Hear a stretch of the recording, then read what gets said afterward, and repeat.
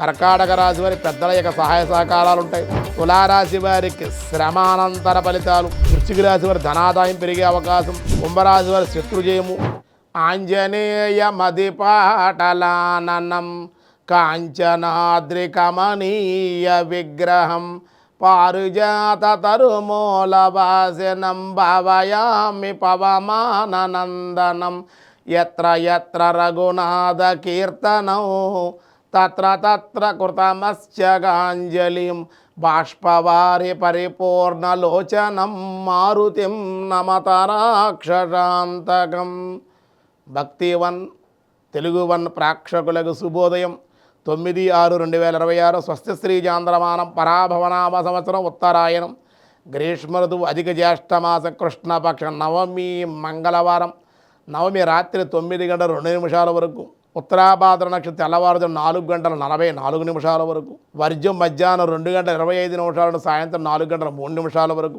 దుర్ముహూర్తాలు ఉదయం 8:04 నుండి 8:56 వరకు. రాత్రి 10:52 నుండి 11:36 వరకు కూడా దుర్ముహూర్తాలు ఉన్నాయి. సూర్యోదయం 5:28, సూర్యాస్తమయం 6:29. అమృతగడి రాత్రి 11:52 నుండి 1:33 వరకు.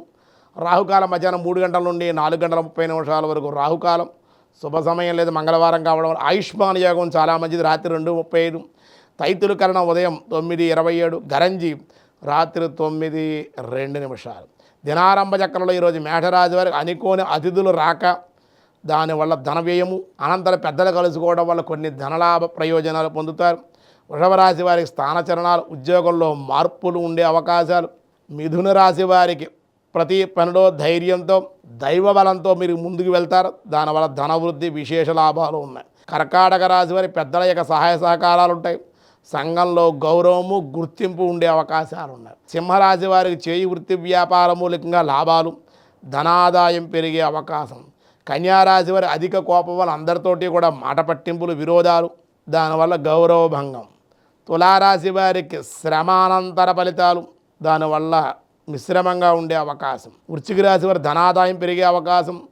కుటుంబ వాతావరణం అనుకూలంగా ఉంటుంది. ధనస్సు రాశి వారి కోర్టు వ్యవహారాల్లో లాభము, స్థిరాస్తులు విషయం కొలిక్కొచ్చే అవకాశం, స్థిరాస్తులు అభివృద్ధి చేసే ప్రయత్నాలు చేయుట.